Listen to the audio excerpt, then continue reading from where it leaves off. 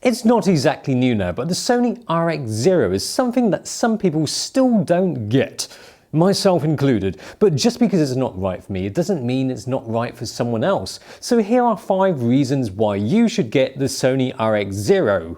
We'd shot with the GoPro Hero 6 and RX0 just before Christmas in a place called Brooklands. So here we are at Brooklands race circuit.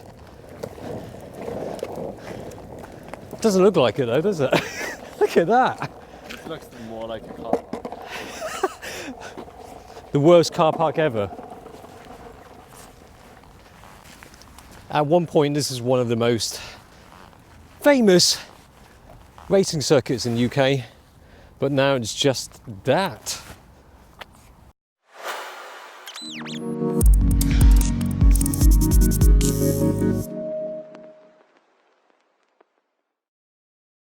Now, I've mentioned before that RX0 is not an action camera. It's no GoPro competitor. This is not Sony's aim with the RX0, despite it being incredibly tough. It's got all the rugged functionality of an action camera, but yet it's not classified as one. It's kind of hard to explain what it is really, because obviously it's waterproof, it's crush-proof to a certain degree, and shock-proof, which means it sounds like an action camera, but I don't think it is. It's kind of a niche. It's something that you'd use for, like, I don't know, in-car shots. You don't want an SLR or even a GH5 hanging off your windscreen, which is what they do in the Grand Tour, but this is nice and small. And that is reason number 1, the fact that it is tough. Even without that little metal cage, it is built like a brick annex building made for defecating in. It is a workhorse of a camera, made for action in theory. In practice, it's not really good as an action camera because without image stabilization, it's kind of shaky. Well, action cameras didn't always have eyes, but this RX0 footage is particularly shaky, as one is precariously trying their best not to fall off a plank of wood. But perhaps it's okay for underwater stuff because the shakes probably won't be as prevalent. No, I probably wouldn't use it for any extreme sports unless you classify walking backwards as an extreme sport. I imagine that with a bigger sensor, no image stabilization, it's going to be a little bit shaky. And look, this is essentially a RX105, which shoots quite amazing footage for the sensor size in a small GoPro-sized camera. Form is the big feature here. It is this camera's raison d'etre. And that is reason number 2, the fact that it's small enough for you to put in places where you wouldn't put a cine camera, obviously, or even a camera like a GH5. GH5S, it's massive. You still have to use it with 2 actual hands. It's easy to mount. You can even tape it somewhere. Well, maybe taping it isn't the best way, but you can mount it properly and it looks like a webcam on this external recorder. But unfortunately, small camera means small, hard to see screen. I definitely can't see anything. You probably can't see anything on the camera. You But can see stuff on GoPro though, if you press it. But here, live, in person, in bright sunlight, you can't see anything on the Sony RX0. Sony, you've got it's on. And Tim was just saying that, but Sony make brilliant televisions, and that's true, but they're for use indoors, aren't they? If a cine camera is your A camera and a mirrorless camera is your B camera, the RX0 would make a great C camera, or whatever alphabet you choose to assign it. And with the more than acceptable image quality in daylight and the long profiles, it's going to get you some decent footage that you can match up easily with your Sony FS7 or Sony A7S II.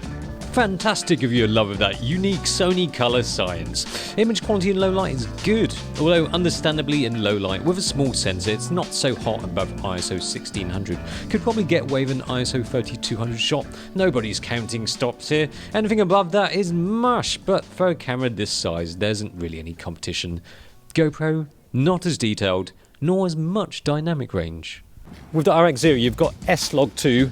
The theory is that the Sony will have more dynamic range, and this will be better for grading and shit. Unlike the GoPro, having S-Log2 provides a really flat, desaturated image, allowing you to do more in post. But this has a big sensor in it. This has a 1-inch sensor, which is the same size as an RX105. Not like the tiny sensor of this. You can almost fit 4 of these sensors in the same space as this sensor. The image is certainly crisp and the optics help. The lens is all good, it's Zeiss, so it's nice. Unfortunately it's f4, it would be nice if it's a bit faster than that, but there you go. The slowish aperture really doesn't make this ideal in dimly lit places, you have to bump the ISO up. At 24mm, it's not a lens made for sports. We have the RX0 mounted right next to the GoPro Hero 6. One problem, the lens on the RX0 is not as wide as the GoPro lens. This is a 24mm equivalent, and this is super bloody wide on the GoPro. It's a bit tight at 24mm to frame everything in like this. It's not like the GoPro, which is super wide, that you can just get everything in frame. But when you're shooting with the GoPro and it's that wide, you have quite an extreme look, sort of fisheye. And also at 24mm, it's wide enough, but not too wide that you don't know what to do with it. You can put this camera close to your talon. Well, not that close. Minimum focusing distance is 50 centimeters, but if you forget the fact that the Sony menus are Sony menus, these are quite quick and easy to use. Power on, hit record, and you're ready to vlog. It looks great, albeit a little bit shaky. And lastly, the fifth one, it's got all the inputs. It's got the mic input, it's got the clean HDMI out, which you'll need if you want to get 4K footage because it doesn't shoot 4K internally. Oh, but it does externally?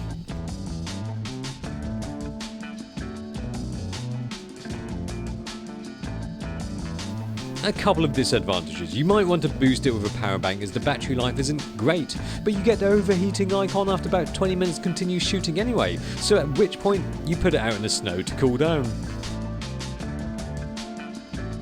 So there we are, 5 reasons why you might need the Sony RX0. Doesn't necessarily mean you need it, and if you're looking for an action camera, you're looking in the wrong place.